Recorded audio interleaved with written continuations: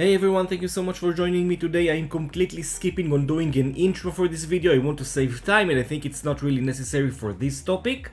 The goal of today's video is to take a Synology NAS and join it to an already existing Active Directory environment, and by that we will be able to use our Active Directory users or groups and assign the permissions on the Synology NAS instead of creating manually local users or groups. Now, this process has changed a little bit along DSM versions. We are now on version 7.3 and this process looks a little different than earlier versions. So let's get started. The first thing that I would like to do is of course go to Control Panel just for comparison, and if I go to the shared folders icon and select a shared folder, I can see that in permissions I can only select local users or local groups or system users. These are the only options that we have right now. So just before we getting started with the process itself, we need to make sure that our DNS servers are already configured to be our domain controllers IP addresses. In this lab environment, I only have the one, but if you have more than one, you will assign it right here. Only then the Synology NAS will be able to query your Active Directory. Alright, we're getting started, so we'll go to domain/LDAP, we'll click on join, we'll select domain. In the server address, you want to give the domain controller which is the closest or on the same site as the Synology NAS you are currently joining to the domain. Click on next. Now you'll need to supply a domain admin account, or at least an account that has permissions to join to the domain. And again, the IP address of the domain controller that is closest to the Synology NAS. Click on next. In this specific case, I'm going to select single domain with OUs because that's really my environment here. I only have one network port connected to the network, so I'll only register the LAN 1, which is the network interface that's connected. Otherwise, the Synology NAS will register in DNS twice, and with the LAN 2 it will just register with their PIPA address, so don't bother unless both of them are connected in your case. And now you will be able to select in the register machine account you will be able to select, if everything went well up until this point, you will be able to select the actual OU that you want the computer object to be created in, and I already have an OU that I want to select here. Let's click on next.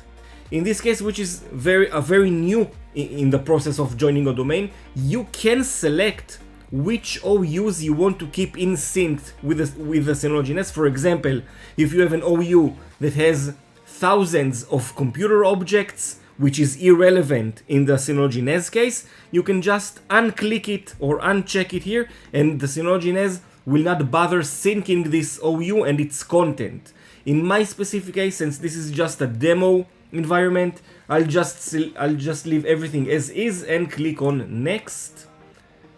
As you can see, I already have some sort of a blocking issue that I want to investigate, so I'll click on details. And it's something about MTU settings. Now, from all of my tests and checking online and researching, I haven't found a way to bypass this MTU error, at least in my environment. So I already checked that everything is the same on both sides. So in this case, it's already taken care of. I feel very comfortable clicking skip anyway.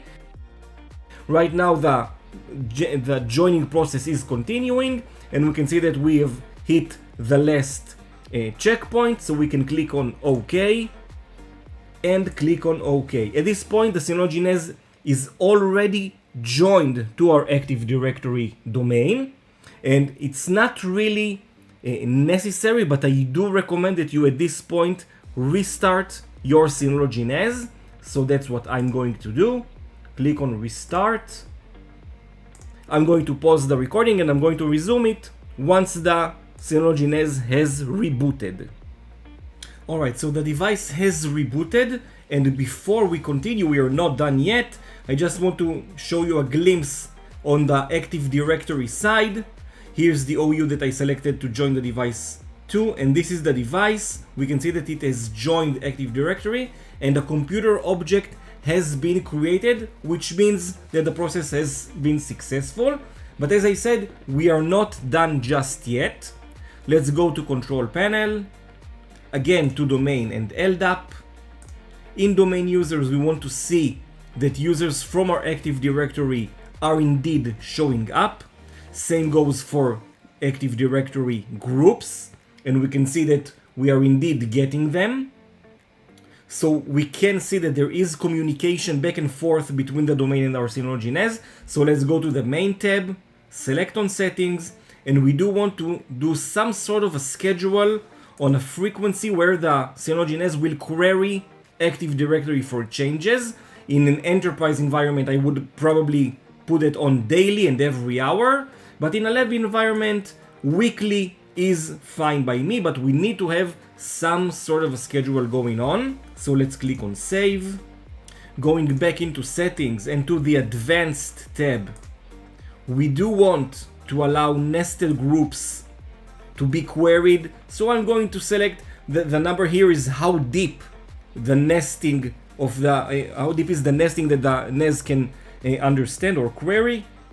I'll select 5 levels deep, even though it's an overkill in my environment, and click on Save.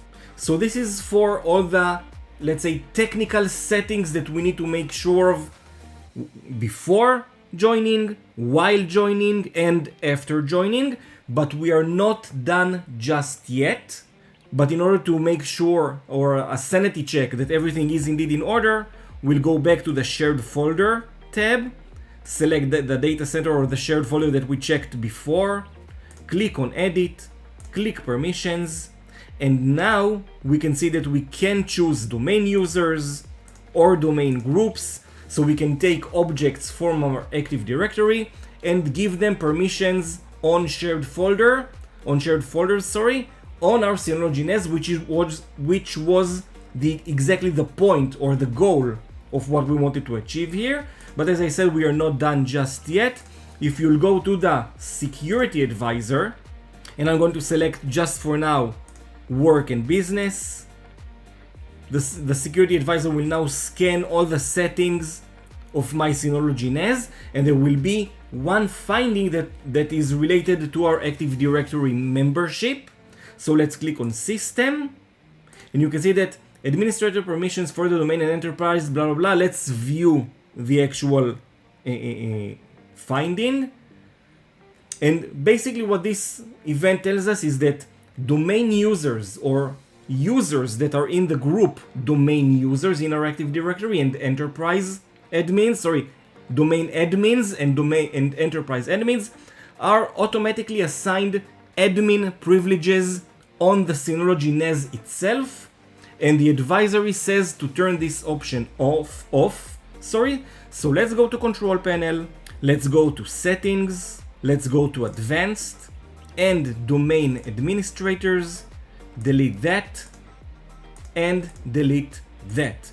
If you have a dedicated Active Directory group that you want its members to be admins on the Synology NAS, this is where you'll add it. But by default, the advisory is to delete the default domain admins and enterprise admins. So click on Close and Save. We'll go back to the Security Advisor and we'll select the finding here and click on Scan. And now we can see that we are green.